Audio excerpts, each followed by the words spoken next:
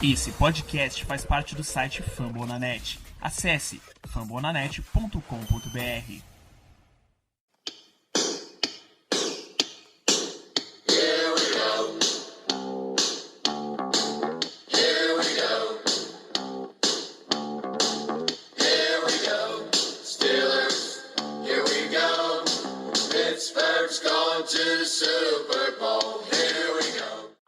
Muito bem, pessoal, estamos começando mais um Black Yellow Brasil Podcast, Black Yellow de número 45, e para essa semana a gente resolveu voltar ao plano das notícias atuais. Tem um fato gigantesco que aconteceu nessa reta final de off-season. Tá acabando, gente, a temporada tá logo ali.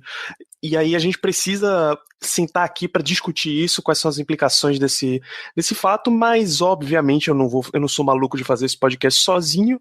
Eu tenho para fazer os comentários a presença do Germano. Finalmente a temporada tá voltando aí, a alegria é da NFL. Então vamos que vamos comentar o que aconteceu aí nesses últimos dias, que hoje tem muito assunto, foi bem intenso. E com a gente também, Ricardo Rezende. Fala aí, Ricardo. E aí, pessoal, tudo tranquilo? Sempre uma satisfação enorme estar aqui com vocês, seja pelo podcast ou pelo Twitter, interagindo com todos. Vamos lá, como a gente estava comentando antes de começar o programa, essa mamatinha de programa a cada 2 semanas está acabando. As edições semanais irão voltar muito em breve, junto com a temporada regular, toda a cobertura da Pre-Season, Training Camp. Você sabe, onde o Hype Train tá ligado na pré-temporada tá aqui, viu? Esse podcast é um local de várias pérolas durante o Training Camp, já estou ansioso por todos. Mas a locomotiva do hype já tá... A fornalha já tá esquentando, a gente já tá tacando lenha, porque esse ano vem com tudo, meu filho. Mas bom, não é pra falar do hype da temporada que a gente tá aqui. A gente precisa falar desse grande momento que aconteceu na off-season. Já era o grande fato que tinha pra rolar lá atrás, lá em fevereiro, março, quando a gente começou a discutir o que vinha, era a maior expectativa que a gente tinha pra saber como é que ia se desenrolar. E enfim, é o contrato do Le'Veon Bell. A gente já comentou lá atrás que ele recebeu o franchise tag, o valorzinho lá de 12,1 milhões, mas ficamos na expectativa porque até essa semana, até o dia 17, confirma pra mim. Sim, até o dia 17, até segunda-feira, na verdade até o dia 15, aí a negociação até o dia 17, até segunda-feira, às 17 horas, horário de Brasília. Às 17 horas do dia 17, era o prazo que os Steelers tinha para assinar com o Le'Veon Bell um contrato de longo prazo. Como esse prazo não foi cumprido, isso significa que o jogador vai ter que jogar esse ano pela franchise tag no valor de 12,1 milhões. Acho que o primeiro ponto que a gente tem que entrar há relatos de outros contratos tendo sido oferecidos, foram divulgados valores dessa negociação? Sim, o Tom Pelissero veio no Twitter falando que o Steelers ofereceu um contrato que, ao meu ver, era muito mais do que justo. Um contrato de 3 anos no valor de 42 milhões de dólares, onde ele ganharia 30 milhões nos 2 primeiros anos, ou seja, um salário de 15 milhões de dólares por temporada, nas 2 primeiras temporadas. Obviamente. Tá, então 2 temporadas a 15 milhões e mais o quê? 2 anos? Mais uma temporada, foi um contrato de 3 anos. Então, 2 temporadas ele ganhava uma 15 milhões, a outra 15 milhões, e na terceira ele ganhava 12 milhões de dólares. Novamente, o contrato justo. Extremamente justo. Absurdamente, porque tá acima de tudo que a gente vê de running back hoje, né? Obviamente, gente, a gente tá comentando 15 milhões por ano, não são 15 milhões garantidos, tá? Basicamente, tirando o contrato de calouro, não existe contrato 100% garantido na NFL. Né? Para dar uma noção, Le'Veon Bell até hoje na carreira ganhou um pouco mais de 4 milhões de dólares. E um ano ele ganharia quase 4 vezes mais do que ele ganhou na carreira toda. Enfim, vai render muito esse assunto hoje. Eu vou me reservar um pouco mais para ouvir a opinião do amigo Germano Coutinho. Então já foi me dada a deixa.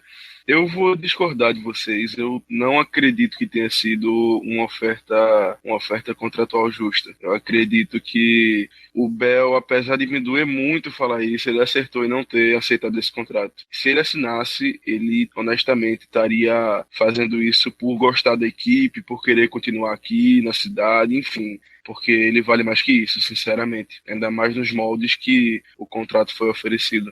Mas a gente tá falando de uma posição do running back ganhando 15 milhões em uma temporada, onde o segundo, que é o LeSean McCoy, ganha 8 milhões. Eu acho extremamente justo. E sempre quando a gente for falar sobre esse contrato do Le'Veon Bell, não tem como a gente não acrescentar o histórico. Tem que botar essa variável do Bell. Bell já foi suspenso 2 vezes. O Bell já se machucou seriamente 2 vezes. O Bell tá vindo da cirurgia na off-season. O histórico fora do campo não favorece Le'Veon Bell. Quando eu imaginei que o Steelers fosse fazer o contrato para ele, eu imaginei 10 milhões de dólares, algo desse tipo. Vamos tornar ele o running back mais bem pago da liga, tá tudo certo, vamos que vamos. 15 milhões foi muito mais do que eu esperava, muito mais mesmo. E o Steelers trabalhou do jeito que eles sempre trabalham com todo tipo de jogador. Não, você mencionou o histórico, tem aqui, em 2013 foram 3 jogos perdidos com lesão no pé, em 2015 foram 10 jogos perdidos, 8 lesão no joelho e 2 jogos por suspensão, e no ano passado 3 jogos suspenso, o jogo final da temporada ele descansou e um jogo que ele basicamente não jogou contra o Patriots na final de conferência. Desculpa, Germano, mas acho os 15 milhões de um panorama algo muito justo. Muito justo. Eu continuo querendo ouvir o senhor. Olha, antes disso, Germano, antes de você entrar, em contrato de running back, em termos de média salarial por ano, o McCoy é o segundo, como o Ricardo disse, são 8 milhões por ano. E aí eu vim olhar de wide receiver. O Antonio Brown tá no topo com 17 por ano, contrato recém-assinado.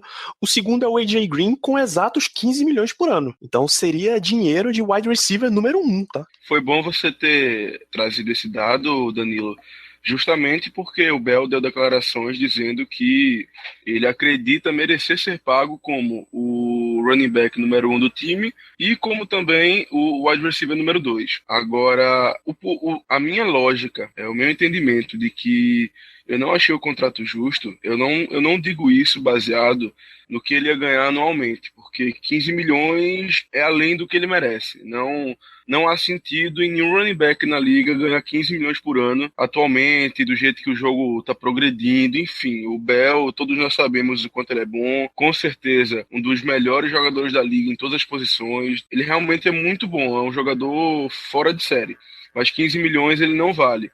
O porquê eu falei que eu não achei um contrato justo, isso recai em 2 questões. A primeira é o tempo de contrato, porque 3 anos é um contrato relativamente curto, certo?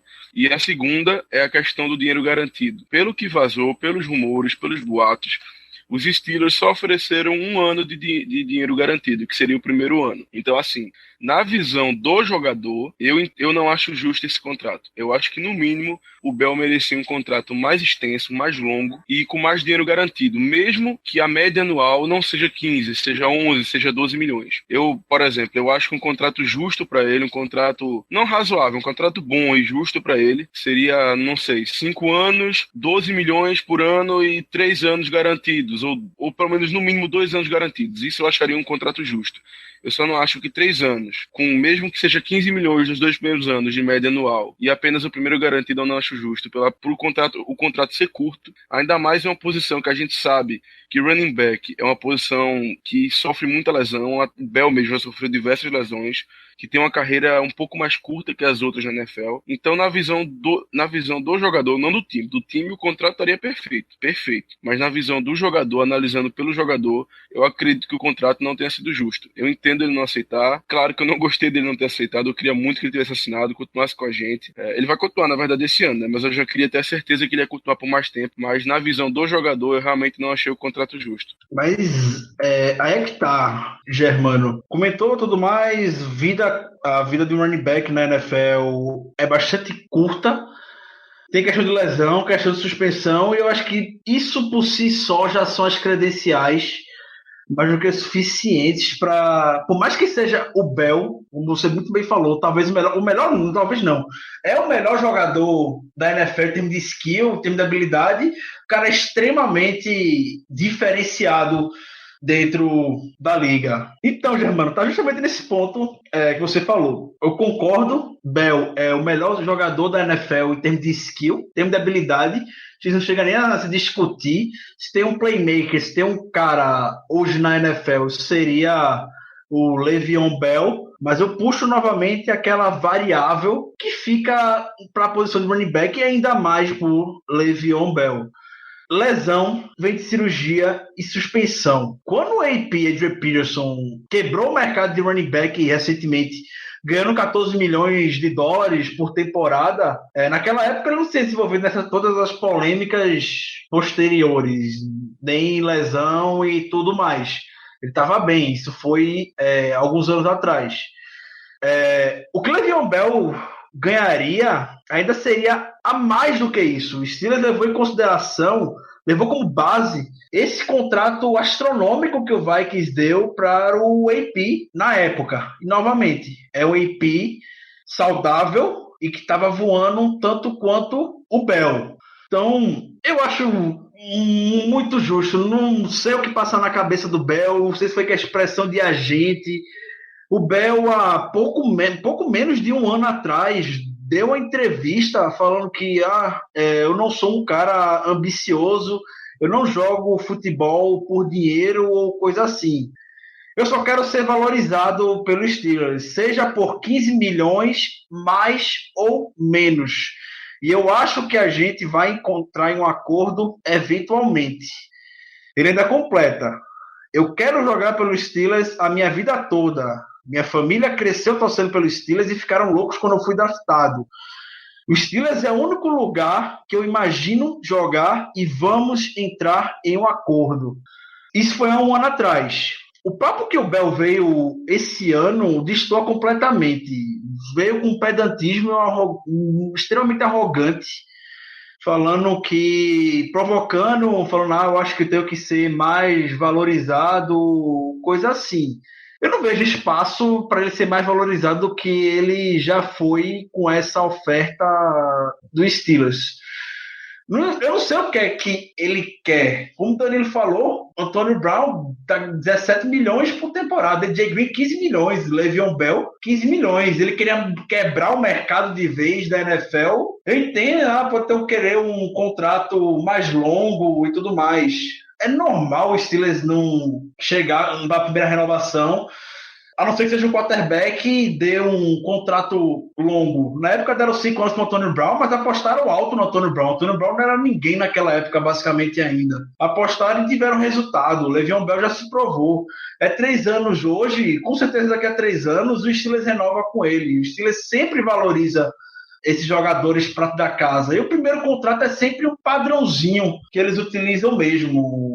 O modo de negociar do Steelers, quando você não é um quarterback de uma franquia, que é coisa única, como é com Ben Roethlisberger, é dessa maneira. O time trabalha desse jeito, sempre trabalhou, e não vai ser Le'Veon Bell por querer quebrar ditar as regras do novo mercado da NFL que vai mudar. Um episódio que ficou muito famoso na década passada foi justamente o Hines Ward. O Hines Ward, antes da temporada 2005 começar, ele fez greve, ele queria ser o cara mais bem pago da NFL. Eu vim aqui, esse quarterback color aí, esse Big Ben só ganhou 14 jogos por causa de mim, eu sou principal arma dele, coisa desse tipo. E o Hines Ward sempre fala, quando cita esse assunto, que ele se vergonha e que ele se arrepende muito de ter feito essa cobrança em cima dos Steelers, onde ele ficou extremamente mal visto em toda a cidade. O Dan Rooney conversou com ele, disse que estava decepcionado com esse comportamento dele, que não era o Hines Ward que foi escolhido pelos Steelers, aquele cara família, aquele cara humilde. e viu nessa oportunidade um modo de ganhar muito dinheiro. O Ward até falou, muito por conta disso, por conta do empresário que me influenciou a fazer esse tipo de pedida. Então, o Le'Veon Bell não vai colar. Ano que vem, provavelmente, já estou vendo que vai ser outra novela e o Steelers não vai bater o pé, por mais que seja Le'Veon Bell, mesmo se Le'Veon Bell for MVP de Super Bowl, MVP da temporada, Steelers não vai fazer nenhuma loucura. Obviamente, como sempre fazem muito bem, vão negociar, vão dar o valor justo, cabe o jogador aceitar. Se não aceitar, um abraço, como todo mundo diz, usando clichê até, não gosto muito de usar isso, mas o Steelers é maior que qualquer jogador. Basicamente, Ricardo, a franquia atuou, ela agiu do modo que a gente imaginava. É como você mencionou, os Steelers têm um modo bem conhecido de tratar de renovações, de negociar, na verdade, o chamado Steelers Way, o jeito dos Steelers. Então, não foi surpresa eles terem feito isso com o Bell, não foi surpresa alguma.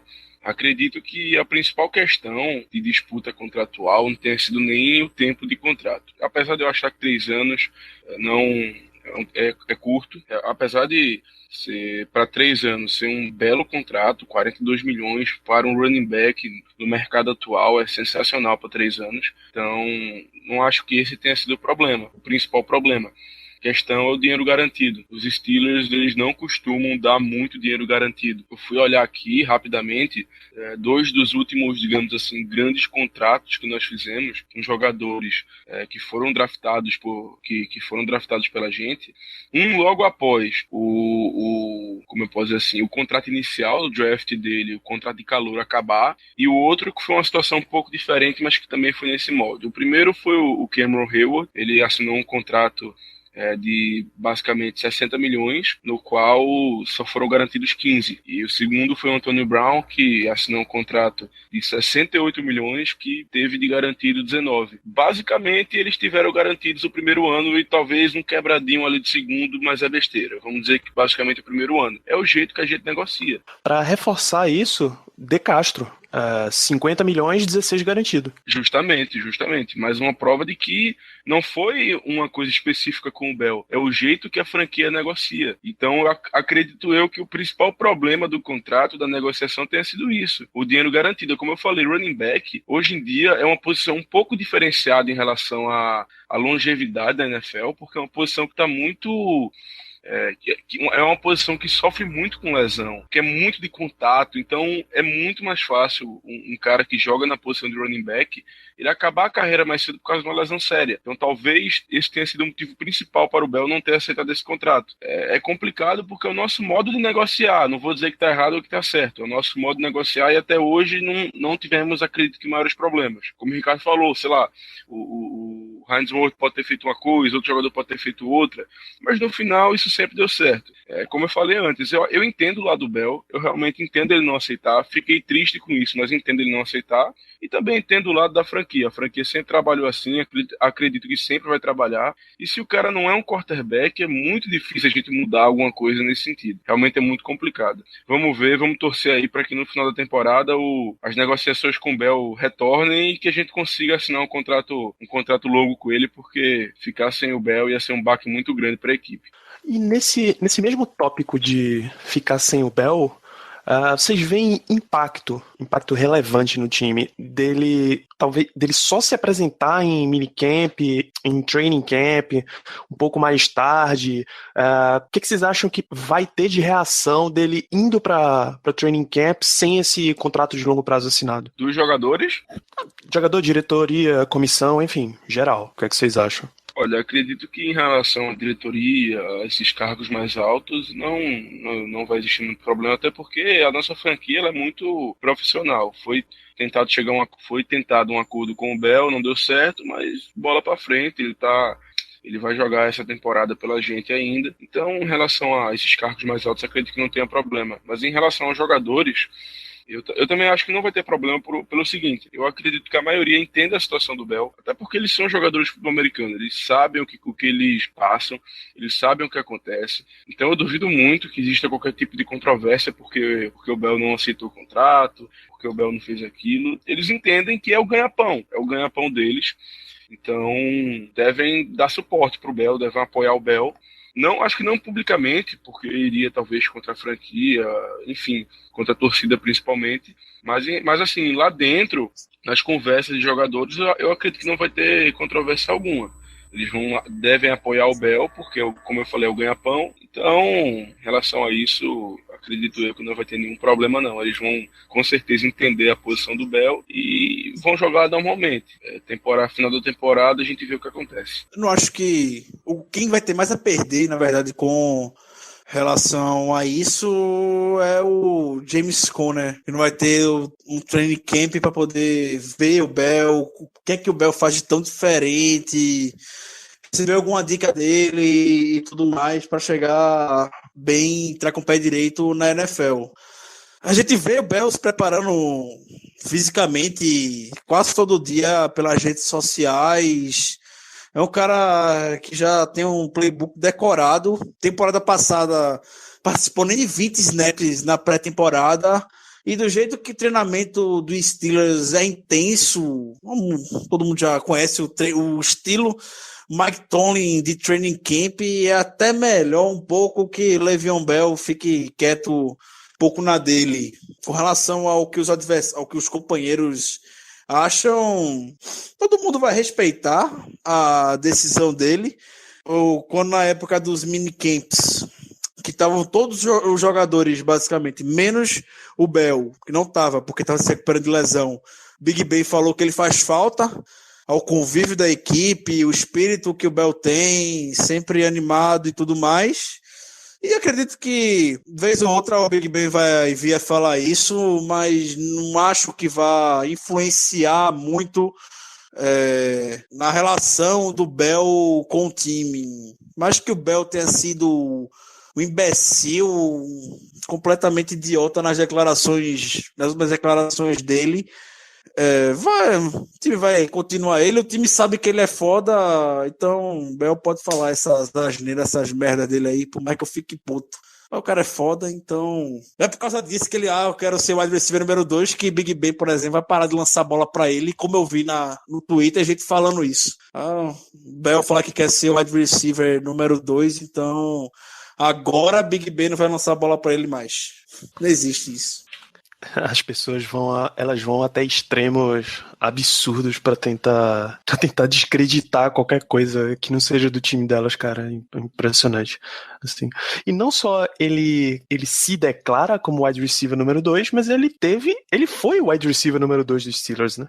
Na temporada passada ele teve a segunda melhor marca de jardas aéreas recebidas. Foi até um dos pontos de quem, assim como o Germano, defendeu e entendeu lá do Le'Veon Bell, que para dar aspecto de comparação, Antônio Brown teve 150 toques na bola temporada passada. Le'Veon Bell teve 450 toques na bola. E o pessoal lembra daquele jogo contra o Bills, onde o Bell carregou a equipe, o Big Ben fazia cagada atrás de cagada, enfim. Os papos pelas interwebs nessa discussão que mas a gente discuta aqui e tudo mais, eu tenho ao meu lado, o Germano tem o lado dele, Danilo vai ter o lado dele, vai ter um vencedor. Bell não renovou por muito tempo, é um ano só garantido com ele, e temporada que vem ninguém sabe qual vai ser o destino dele, então vamos aproveitar enquanto ele tá por aqui. Eu espero muito que na temporada que vem não venha ocorrer alguma disputa contratual, que essa aposta do Le'Veon Bell nele mesmo renda bons frutos e que o Steelers e a gente sejam os maiores vencedores nisso aí. É como você falou, Ricardo, não vai existir nenhum vencedor. Só tem perdedor, porque todo mundo perdeu com essa história. Os Steelers, Bell, a gente, todo mundo. Só teve perdedor nessa história. Vencedor realmente é difícil. Exato. Mas aí, e em termos de vencedores e perdedores, somando tudo que a gente conversou aqui hoje, o método Steelers de negociação, impactos de training camp, Como é, vocês conseguem ver isso afetando o futuro próximo dos jogadores que a gente precisa negociar, entre eles Villanueva, que tem último ano de contrato, Stephen Tuitt? Vocês acham que esse tipo de posição que o Bell tá tomando agora pode fazer diferença contra os Steelers, a favor dos Steelers nos próximos anos? É difícil chegar a uma conclusão sobre isso, Danilo, mas eu acredito que não. Até pelo histórico. É como a gente vem falando, os Steelers não estão fazendo isso de pouco tempo para frente. Não, eles já fazem isso há um bom tempo. E apesar de alguns tropeços ali e aqui, como o Ricardo bem falou, do risadinho, não sei o quê, apesar de algumas coisas assim, as coisas têm fluído bem. Então, acredito que não seja nenhum grande problema. Acredito eu ser um caso isolado, que não vai ter tanta repercussão assim nas próximas negociações de contrato, não. O grande problema tá em uma pessoa. Não é do Steelers, não é o jogador. É o tal do agente, que é um cara mala pra cacete. O agente influencia o jogador, mostra, tal jogador jogou X snaps a menos que você e ganha 20 vezes mais. Você vai se contentar com a merda de salário desse que o time tá lhe oferecendo? O cara vai falar o quê? Que não vai. E quem vai estar negociando lá o contrato é o agente, não é o jogador que tá sendo responsável por isso. Então, o grande problema tá em como lidar com esse personagem oculto no meio disso tudo. A gente lembra do Tony Brown de anos atrás, de 3 anos para cá, o agente do Tony Brown, o Drew Rosenhaus, talvez o mais midiático, mais estrela da NFL, e o cara parecia estar obstinado a sugar dinheiro dos Steelers. Ninguém suga dinheiro dos Steelers, eu vou querer ser conhecido como um agente que vai sugar o dinheiro dessa franquia. Obviamente, não conseguiu. A gente até esperava que as negociações entre Steelers e Tony Brown rendesse tanto quanto foi o do Bell, mas foi algo extremamente tranquilo, que o Rosenhaus provavelmente viu. Não tem o que fazer mesmo, 3 anos tentando, não vai ser agora que essa franquia vai. O time está querendo deixar Tony Brown como o adversário mais bem pago da liga, eu vou falar o quê? Não tenho como negar. Então, todo agente novo que chega para negociar um jogador com o Steelers vai entrar nessa quebra de braço que muitas vezes não é a real vontade do jogador. Como estão falando do Villanueva. Villanueva está ameaçando entrar em greve, pelo que estão falando, porque está sem contrato. Deixa eu perguntar para vocês. Pelo que a gente conhece do Villanueva, pelo histórico dele, vocês acham que o Villanueva vai entrar em greve? Muito difícil. Eu duvido totalmente. Também acho que é muito improvável. Porque, cara, você pega um jogador que era defensive end, tight end, e aí não era nada, tava pra ser jogado fora da NFL. O Steelers foi lá, trouxe o cara, moldou, trabalhou o cara, e ele é um jogador titular hoje. Titular tranquilo, assim, estável. A não ser que a única alternativa que eu vejo pra o Villanueva não ser o left tackle dos Steelers em 2018 é o Steelers chegar pra ele e dizer, cara, a gente draftou o Hawkins aqui, a gente veio trabalhando com ele esses 2 anos, desculpa, ele é a bola da vez, é ele que vai ficar aqui, a gente pegou o cara pra ser o titular nessa posição, infelizmente não vai ter espaço pra você. É só isso que eu consigo visualizar. Pra ele pedir pra sair, ou ele fazer uma greve e se recusar, acho muitíssimo difícil. Eu talvez esteja pensando muito pelo lado dos jogadores, mas assim, apesar de eu achar muito difícil ele não se apresentar, ele fazer uma greve ou qualquer coisa do gênero, eu consigo entender o lado dele, apesar de que os Steelers terem apostado nele, terem trabalhado ele, terem mudado a posição, basicamente ter feito ele dado certo na liga. Ele é o left tackle titular do time e ele recebe muito pouco, ele recebe o mínimo, ele recebe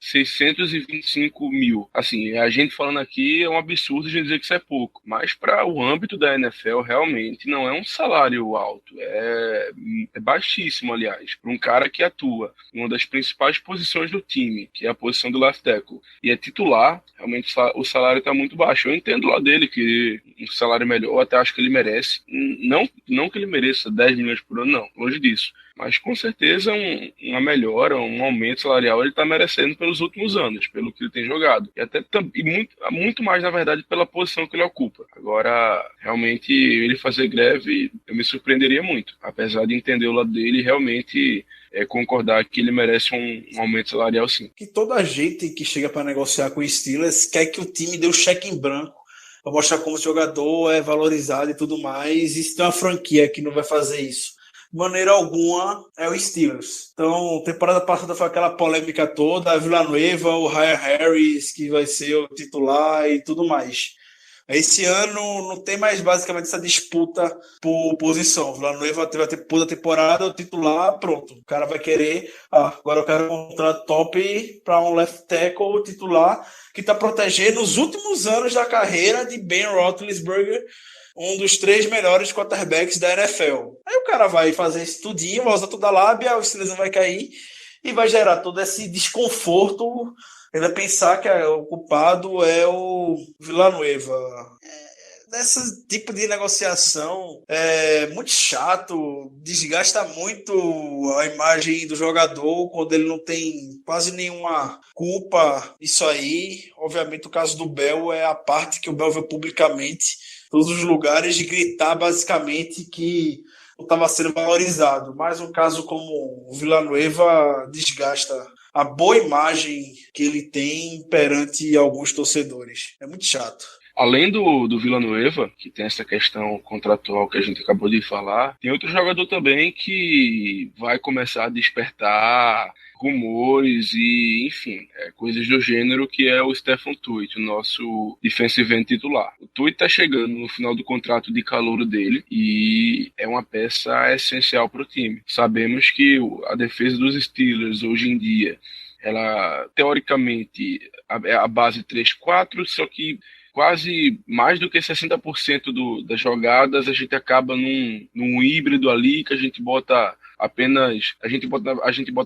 quatro caras na linha defensiva, mas desses só realmente 2 são jogadores de linha defensiva mesmo, os outros 2 geralmente são os outside linebackers para fazer pressão no quarterback adversário. E justamente nesse esquema, os 2 jogadores de linha que ficam em campo são o Cameron Heyward, que é o nosso outro defensive end, e o Stephon Tuitt. Ele é um jogador essencial para o futuro dessa franquia, é um cara que demonstra muito talento. Até hoje eu agradeço aos céus ele ter chegado para a gente na segunda rodada, porque ele era um jogador que nunca deveria ter saído do primeiro round. Acredito que ele só saiu por causa de uma lesão, se eu não me engano, que ele teve. Então a gente conseguiu uma barganha na hora do draft e agora tá chegando a hora do segundo contrato dele. Então essa questão do Bell, que não fechou o contrato, ele impacta totalmente o contrato do Tuitt. Claro que a gente vai ter que ver a questão do Bell do final da temporada para ver se ele assina alguma coisa, se ele não assina, enfim.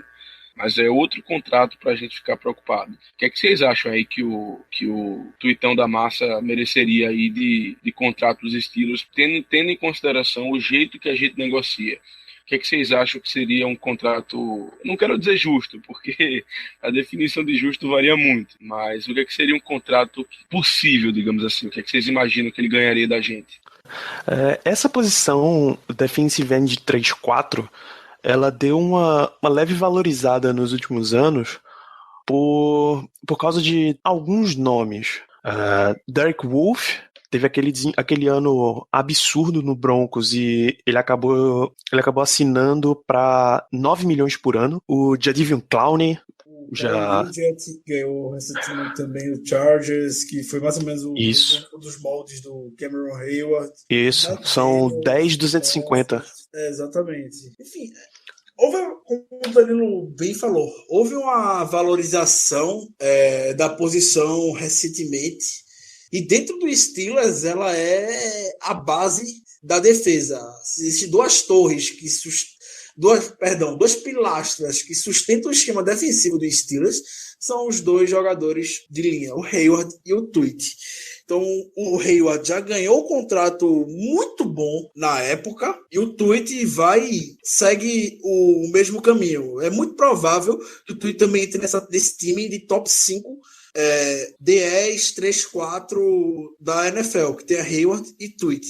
Principalmente se a defesa crescer como ela vem prometendo nos últimos anos em pequenos passos, se ela de fato decolar. Então, para renovar com o Tweet é agora. O Steelers está no time de renovar com o Tweet até o início dessa temporada. Tem que chegar, ó, vai te oferecer esse contrato para conseguir uma barganha com o jogador. E ele também sabe, isso é importante destacar na negociação. Não são muitos times que utilizam a formação 3-4. Fora daqui, seria difícil também o Tweet receber um contrato longo. Isso facilita, em parte, a vida dos Steelers na hora da negociação.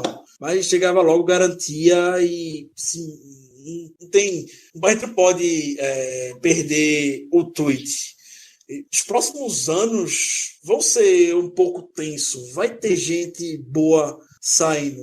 Já a gente tem o Chazier para renovar também. E se o Chazier também explodir, como já explodiu em alguns momentos, se ele conseguir se manter saudável, uma regularidade, meu amigo, se prepare para o Ryan Chazier. Vai ser tenso. Então, o Steelers está em win mode, o Steelers tem um prazo de validade, mais por conta do Big Ben. Não muito longo, não diria curto, mas não longo de a gente sonhar muito lá para frente. Eu sei que o cap da NFL todo ano vem aumentando, mas também do jeito que aumenta, eu me pergunto. Uma hora eu acho que a NFL vai querer dar uma parada nessa inflada de inflacionar esses contratos, porque os contratos estão sendo cada vez mais absurdos dentro da liga. E o Chazier já veio com um papo recentemente que não concorda com esses moldes que a NFL botou e acordou com o CBA, o acordo que a NFL tem com os jogadores de negociação do contrato de rookie. Isso já mostra que o Chazier quer ganhar muito dinheiro. Ele pode estar na posição realmente de querer exigir isso daqui a alguns anos. E se o Chazier continuar nessa crescente novamente, se manter saudável, pode vir a ser o jogador defensivo mais bem pago da história dos Steelers. Então, o quinto ano de contrato dele já foi ativado. Isso aí não tem nem o que pensar também com ele. Mas a gente passou muito tempo assim, tranquilo na época do De Castro, e para renovar a gente também ficou naquela tensão. Opa, De Castro vai ou não vai? Então, são pontos que a gente vê bastante mais para frente. Por enquanto, recomendo a todos a aproveitarem esse excepcional time que a gente tem. É o que eu digo. Rapaz, Danilo, é impressionante, viu? Porque um cara vem com um peito de véia, eu chego com a questão do tweet, aí vem o Ricardo com a bilula de Hulk, com a questão do Chazier. Aí é foda, pô. Um vem com a pedra, outro vem com o pau, velho. É foda. Eu nem pensei na questão do Chazier, porque eu não queria nem pensar na questão do Chazier, cara. É o que dá, draft tá bem, é o que dá. Segura o rojão, que é isso aí, vai ser difícil. Vai ser, o dinheiro nível Luke Kuechly vai vir aí. Difícil, meu amigo, difícil. Difícil mesmo. Vai começar a ser a nova baliza da posição. O Chazier, dificilmente ele vai ficar muito abaixo. Exatamente. As questões que não é melhor a gente nem se preocupar agora, que se a gente fosse preocupar, a gente esquece que a temporada começa daqui a pouco. As questões de contratuais, mas eu falei isso no outro dessa semana e vou repetir quantas vezes for necessário. Pode ser polêmico o jeito que o Steelers negocia, mas eu confio bastante na franquia. Desde que comecei a torcer, acompanhar mesmo esses bastidores, off-season e tudo mais, a maior decepção que eu lembro de ter tido foi o Colbert não ter renovado com o Keenan Lewis daquele contrato por Cortez Allen. Isso não pode chamar de grande decepção, até porque o Keenan Lewis hoje está basicamente aposentado. Não jogou temporada passada, só vive machucado. E o Cortez Allen também já está a NFL, basicamente. Então, é a cagada que eu lembro, vocês terem noção.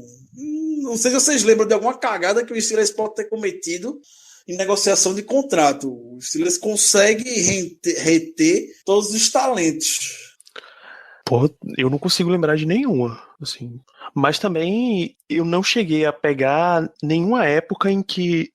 Quer dizer, talvez o único exemplo que eu tenha na minha mente desse caso que o time começa a draftar muito bem, começa a ter muito talento na mesma posição e aí tem que escolher entre um e outro. O único exemplo que eu lembro é de wide receiver, que aí a gente teve que optar na sequência Mike Wallace, Emmanuel Sanders e Antonio Brown. De resto, eu não consegui. E eu também não sei, não consigo me recordar como foram os termos, como foi a época de negociação, mas tirando esse, eu não consigo lembrar de nenhum. Eu também, de cabeça assim, de supetão, eu também não consigo lembrar de nenhuma grande lambança que nós temos feito, não. Eu realmente também não lembro, não. Só pra lembrar, a derrocada de Emmanuel Sanders com o Steelers começou depois daquele drop no Thursday Night Football contra o Ravens, que era uma conversão de 2 pontos que o Steelers precisava para empatar a partida. A Emmanuel Sanders dropou e logo depois do jogo ele veio xingando Deus e o mundo nas redes sociais. Ali acabou o amor com o Emmanuel Sanders. Na mesma temporada, basicamente, que o Steelers tinha cobrido uma oferta que o Patriots fez por ele. Então, se Sanders saísse do Steelers na época e fosse pro Patriots, o Steelers ganhava a escolha de terceira rodada. Big Ben bancou o Sanders teve esse comportamento infantil ao longo da temporada, e para piorar, na off-season seguinte, quando o Sanders foi pro Broncos, a primeira declaração que ele dá, tinha nem chegado ainda que Peyton Manning é um líder muito melhor que Big Ben. Então, também que não faz falta e que fazia a menor questão também de ser renovado é o Sanders, extremamente mala. Deixei ele quieto lá em Denver fazendo o que ele bem queria. Morri de inveja de Antonio Brown, queria ser Antonio Brown quando não é nem um terço do que o Brown é. É verdade, Ricardo, bem lembrado. Eu estava apenas pensando em situações que a gente poderia ter, que a gente tivesse, na verdade, oferecido um contrato para alguém que foi um tiro pela culatra e não sei o que. Realmente eu não pensei nesse aspecto da gente não ter deixado alguém embora, feito essa questão do Emmanuel Sanders. Realmente é bem lembrado. Isso aí pode ser considerado sim uma lambança, que me deixou muito puto, por sinal, me deixou extremamente puto. Então eu acho que a gente deu uma boa explanada nessa situação Bell. A gente tem que lembrar pro ouvinte, o Le'Veon Bell, ele está sob contrato, tá? Ele está em contrato de 1 ano, de novo, vale 12,1 milhões, e ele vai jogar a temporada inteira. Isso não está em questão, isso não tem dúvida nenhuma. Então vamos para considerações finais, né? Começa com você, Germano. Vamos fechar o programa de hoje. Olha, minhas considerações finais são... vou apenas reiterar o que eu falei no início do programa. Eu continuo achando que o contrato oferecido ao Bell não foi exatamente justo, porém foi um contrato... que também não chega a ser injusto, não sei muito explicar, mas fica nesse, não é nem justo nem injusto. Foi um contrato razoável que foi oferecido e que ele não quis aceitar. Eu não tenho nada contra a decisão dele, eu consigo entender totalmente o ponto de vista do jogador. Fico triste por ele não ter aceitado, mas eu consigo compreender o porquê ele não aceitou. E vamos esperar as cenas dos próximos capítulos, né? Essa temporada vai dar muito pano para manga ainda, tem muita coisa para acontecer, eu estou muito ansioso. O time vai ter a volta de alguns jogadores muito importantes, vai ter uma chegada de vários rookies aí que estão me deixando bastante esperançoso, especialmente o TJ Watt. Meu Deus do céu, esse cara, eu acredito que esse cara vai arrebentar na liga. Tudo que eu escuto desse cara, eu só escuto coisas boas desse cara, então vamos que vamos, e graças a Deus a temporada tá chegando que eu não aguentava mais. Ricardo, seu último respiro de off-season finalmente acabou. Finalmente, vou dar 2 considerações finais. A primeira, para fechar de vez esse assunto Le'Veon Bell. Você não vai ver nem eu postando mais sobre Le'Veon Bell e contrato no Twitter, que eu de fato enchi o saco pra caralho essa semana falando sobre esse assunto. O que eu vou falar é destacar um texto que o Jason Fitzgerald, do Over the Cap, fez sobre o contrato do Le'Veon Bell e destacar uma passagem que ele dá de como o histórico dos Steelers em dar bônus para os jogadores em vez de dinheiro garantido é uma das coisas mais fáceis de se ganhar dinheiro na NFL. E só o Bengals é um time que dá dinheiro mais fácil nesses aspectos que o Steelers. Que o Steelers honra muito os contratos que fecham com seus jogadores, onde basicamente 90% dos jogadores da equipe recebem a quantia em dinheiro em bônus só por garantir uma vaga, só por chegar no dia 1 de março como jogador da equipe. Ao contrário do que a gente vê por aí, onde tem incentivos de você receber 100 passes na temporada, a chegar a sei lá quantas jardas, se apresentar com tal peso para o time em tal data, o Steelers não é um time que trabalha muito dessa maneira. O Steelers trabalha muito com bônus por uma razão muito simples. Ele gosta de ter o jogador com ele, mas na hora de se desfazer dele, o Steelers também não pensa muito. O Steelers quer desfazer e não quer ter muita dor de cabeça com isso. E a experiência que a gente teve quando o Steelers decidiu dar uma chance com um jogador de defesa dando uma quantidade razoável de dinheiro garantido foi com Lamar Woodley. E a gente ficou com dead money por algumas temporadas, machucando bastante o cap da equipe. Então, para fechar esse assunto de vez, o Steelers teve a lição recentemente e o Steelers não vai abrir mão por um jogador que não seja o quarterback, que tenha se provado como Ben Roethlisberger, para fazer com que o jogador dê um dinheiro garantido a ele. Na contramão disso, ele vai dar um bônus extremamente fácil dele conseguir e vai recompensar o jogador do jeito que o Steelers faz normalmente. Ponto final nesse assunto. E a segunda é sempre convidar os amigos a acompanhar o nosso Twitter do Black Yellow Brasil, a nossa página do site, no site do Fumble.net, eu estou prometendo aqui, nem falei isso ainda, nem com o Danilo, nem com o Germano, nem com ninguém, que eu vou fazer o possível e o impossível para mantê-lo ativo e com textos de maior constância na página. De 6 meses para cá, mais ou menos, minha vida deu uma virada 360 muito por conta do trabalho. Graças a Deus, agradeço todos os dias por isso, que está dando tudo certo. Mas eu vou tentar muito conciliar a partir de agora os dois. Até no Twitter eu ando devendo um pouco. Quem é do old school, seguidor do Twitter, lembra como a gente era ano passado, todos os detalhes do training camp e tudo mais. Eu não garanto que vá ser desse jeito nessa temporada, mas o que tiver ao meu alcance a partir de agora, eu vou fazer para continuar trazendo a cobertura que eu sei e fico feliz que todos vocês gostam. Forte abraço. Muito bem, pessoal. Então, reforçando o aviso, segue lá twitter.com/blackyellowbr, fambonanet.com.br/blackyellowbrasil. No post desse episódio tem um link para o feed. Se você curte o feed, se você prefere trabalhar com assinatura de feed, tá lá o link, assina, você vai receber todos os seus episódios.